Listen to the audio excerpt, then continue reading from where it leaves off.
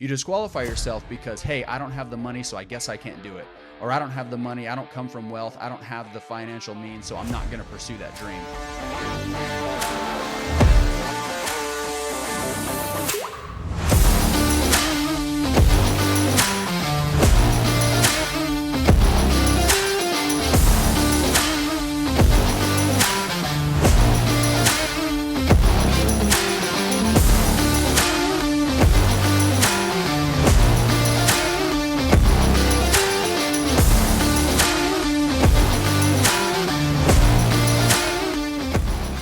Welcome back to the Extraordinary Podcast. I'm your host, Keanu Trujillo, and the founder of Alchemy Coworking. And today we're going to talk about money. Most of you, just like myself, were raised looking at the price tag. Most of you, like myself, were raised, and let's just be honest, most of us are not in the 1% where you didn't have to check the price, especially in today's economy where you're checking the price on everything, you're taking a discount on everything. Listen, things are tight right now. And even more so when you are raised in that type of environment where every dollar counts. And I was personally raised in a home where we lived paycheck to paycheck. My dad worked at a feedlot. For those of you that don't know what a feedlot is, that's where your beef comes from. That's where your cows come from. And we actually lived on the feedlot. And the reason being was we could live there for free. There was a single wide trailer right there. I'd wake up every morning and walk out and see all the cattle and see my dad and all of the other workers out there working, feeding them and maintaining them. So I was raised in that environment. And my dad worked 13 days straight. Every other week he would get a Wednesday off. So we were raised very hardworking, but very, very poor. And I'm sharing all of this so that way you know where I come from. I do not come from money. I do not come from a mindset where money was readily available or where money was something that you could just invest and spend and actually live a life where you didn't have to worry about the price tag of every little thing. And so being raised in this environment, I was raised where you would trade food stamps for cash just so you could put cash or gas in the car. You were raised hand to mouth, paycheck to paycheck. And I lived with my dad for most of my life with my stepmom, and she stayed at home and took care of the kids. There were 5 kids in the household, including myself, and my dad worked very hard to provide for us. So I understand that work ethic, and I also understand what it means to be very, very poor. And so with that, money was always this thought process of how much does it cost? How much does it cost? How much does it cost? So when I started to pursue my dreams of entrepreneurship and business, it was because I felt like I had a calling to provide and make a change and do things differently for my family and for the generations to come in my lineage, that I could not only look at money differently, but also build wealth for my family. I felt like I had that calling. I felt like I could do more. Now, when I set out to build Alchemy Coworking, I, like all of us, had the mindset, well, if I had the money, right? And how many of you have heard that, right? If I had the money, I would do this. If I had the money, I would build that business. If I had the money, I would make that investment. If I had the money, how many of you heard that? And even more so, how many of you have said that? If I just had the money, then I would. And what I learned along the way was it doesn't matter if you don't have the money.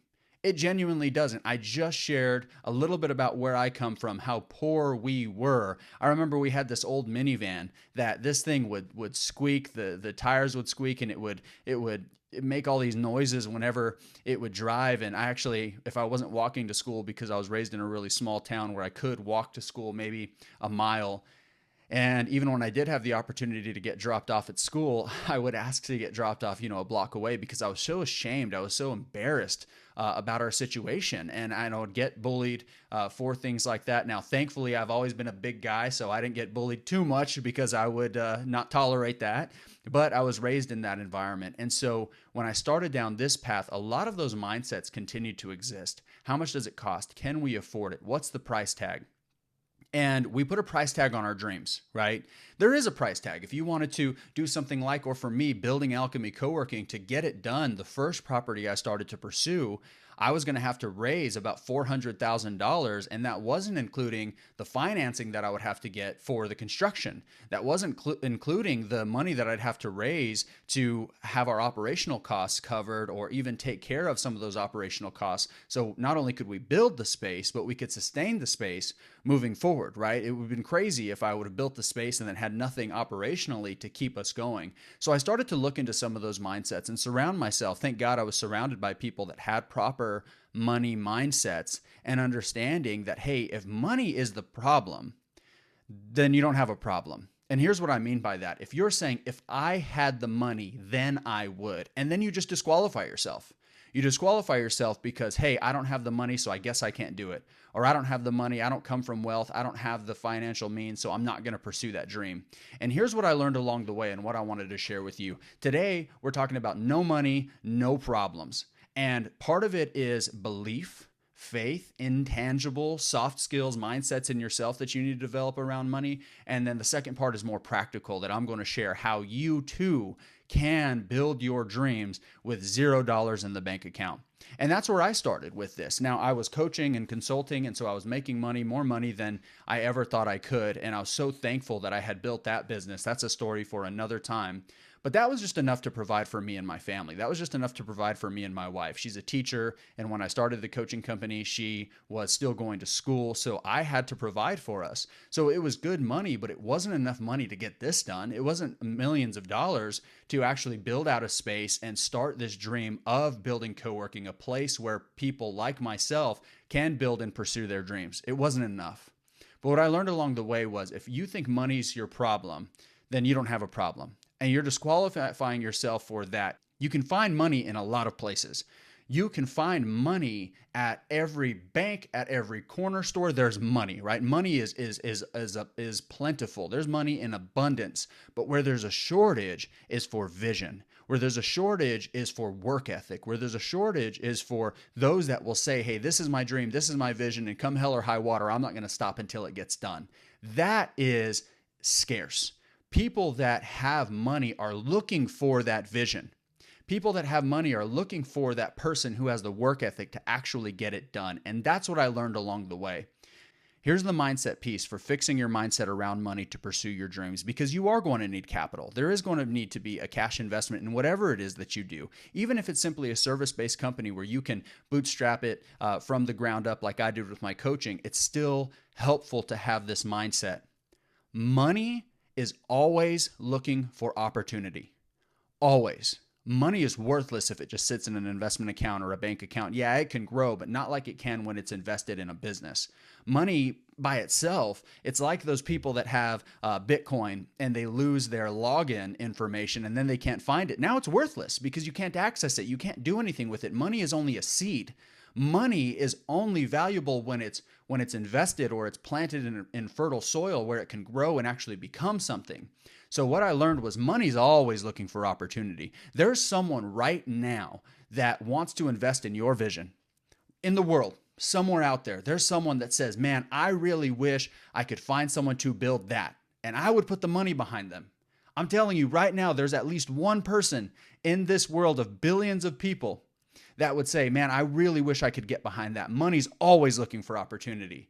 But here's the problem for people like you and like myself, people that were raised like us, that don't come from money, that don't come from wealth, that don't even come from middle class, come from actual poverty, is opportunity is not working as hard to look for money. Money's always looking for opportunity, but opportunity disqualifies itself before it can even get to the money. And that's one thing that I'm thankful that through persistence, I learned this along the way. I didn't know this coming in. I just knew I wasn't going to quit. I was going to figure it out, whether I had to take on personal investment or I had to just get one or two people in line so we can secure a loan. We're going to get that money because I know that this vision is worth investing in, and I know that I can find people that believe in it. Money is always looking for opportunity. Opportunity has to work harder to look for the money, and even more than that, to be discovered by the money. If I hadn't have worked for two and a half years trying to make this vision reality, striking out and getting doors slammed in my face and not even getting a meeting, I was just telling myself, if the right person would just listen, I know if the right person just heard this vision, then we would find that money. We would get to that point where we can build this dream. And that's what happened along the way here. I was actually pursuing a location in a nearby town, and we got very, very close on this deal. Very close. I had met with some personal investors, some friends. I called it a friends and family round, but my family's broke, so it was more like a friends and close friends round of people that would be willing to invest in the first iteration of our co-working company. And I had them all there. I had the full bench. I had $350,000 committed that we could move forward with. And the owners of the building that I wanted to build the space in originally said, hey, we just need you to raise enough capital to show that you're serious. I had no background, right? I had no experience. So they were justified in that ask, and they would finance the construction or the upfit of the space. So we got to that point where, okay, we got the money in the bank, or at least it's committed. And then I hit one major roadblock, and it was one that I just couldn't overcome. We needed to sign guarantee, right? We needed to sign the lease, and everyone had to guarantee the lease that was on the partnership. And I had all these amazing partners and investors that said, hey, I am more than willing to put cash in, but I am not going to put my name on that lease, right? And I get it, right? Now we are all on the hook for that 10-year lease. We're all on the hook for what we did in this space, and they just wouldn't do that. So of all the things that I was able to overcome, all the things that through resilience and through relentlessness and through work ethic and through patience that I was able to overcome, this one I couldn't. There was nothing I can do, right? We were dead in the water. At that moment, I get a call from a great friend, mentor, and now partner of mine, Preston, who he's in construction. He's a general contractor, and he happened to find these 2 buildings in downtown Gastonia. And the person who had reached out to him, who owned them, said, hey, I want to redevelop these buildings, but he is in a place in his career where he's done a lot of amazing things. He has amassed a great deal of wealth. He said, I want to do things with purpose. I want to do things with intention, right? Here comes money looking for opportunity. Here was opportunity working its tail off to make this happen and to find money. And we came together, and the person who owned the building happened to email my longtime friend Preston and say, hey, what do you know about Coworking? And my friend says, well, I don't know anything about it, but I have a really close friend that has been working hard on making this happen. Let me get some information from him. So Preston emails me and says, hey, send me your vision. Send me your vision of what you're wanting to create. Send me your vision of what you're wanting to do. Not the numbers, not the pro forma. I know you have all of that. It's not that. I just need to know your vision. So I emailed Preston my vision. This was April of 2023. So well over a year before about a year before we were able to open. I emailed him the vision, and he said, that's it. That's perfect. I'll get right back with you. And he calls and he says, hey, we want in. The building owner loves this, and he's willing to put money behind it. He's willing to support it, and we like it. So let's talk about the details. Fast forward, now we have this space. It was built out, completely gutted and renovated. We started, and I'll put some videos here in the podcast. So if you're not watching on YouTube, go and check it out on YouTube. Of course, if you're listening as well, you can go and see that on our Instagram. But it was a complete wreck, this place was. So we just completely gutted it and started over, built it out front to back. Beautiful, beautiful space now as it is, and also furnished it. And I didn't use any of my money. Not a single dollar. The building owner actually made that investment, didn't take any equity.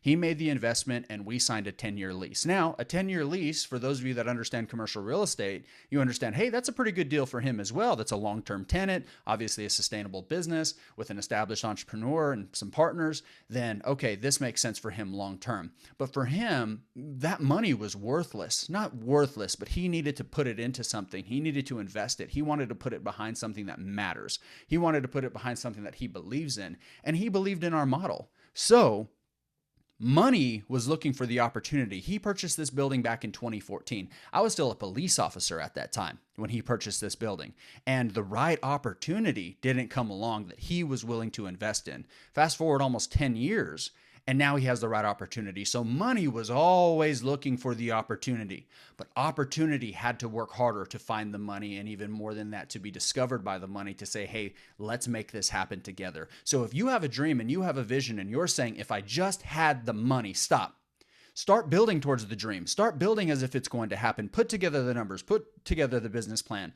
Put together the pro forma. Everything that you need. Pro forma, fancy word for how's this going to do financially, right? It's projections. It's numbers. It's best case scenario, worst case scenario, average scenario, right? That's a pro forma. And maybe we'll talk about that at some point in another episode. But he had the money. He wanted to invest in this. And there's someone out there right now that is willing to get behind your vision. But you have to work harder. You have to work harder than you ever had. You have to work as if it's going to happen and the check's in the mail. You have to work with that mindset or else you'll never be discovered. Preston has been a longtime friend of mine. He and his wife, Summer, actually helped me start my coaching company. They saw something in me before I even saw it in myself. Yet and still, as close as we are, if I wasn't working as hard as I was working to try and make that other location happen, he saw that when my wife was on spring break, we were driving up to Pennsylvania to meet with potential investors. He saw that on Saturdays and on Sundays and on nights and obviously weekends, I was working to make that happen. If he didn't see that I was working that hard, that opportunity was working this hard to get the money to make it happen, as close as Preston is, I know that he wouldn't have called me with this opportunity. He wouldn't have said, hey, building owner, investor, landlord, here's someone who you can take to the bank. Here's someone that you can bet on. So money is always looking for opportunity. Opportunity has to work harder to look for the money. Money is in abundance. Money is out there just looking for you, but you have to be willing to step up to the plate and say, no money, no problems. I'm going to build it as if, and I know that the money will come. So for your vision and for your dream, I hope that this inspires you to pursue that. We were able to build this out at about $1 million. $1 million it took to build this space and furnish it. And all of that million came from someone who was saying, I have the money, but I'm looking for the right person. I'm looking for the opportunity. That's how the wealthy think. That's how those that invest think. I'm looking at the person. I'm saying I am willing to invest in them. So what are you doing? Even if you're not that person, maybe, well, Keanu, I've never been able to see things through and I just don't have that kind of work ethic.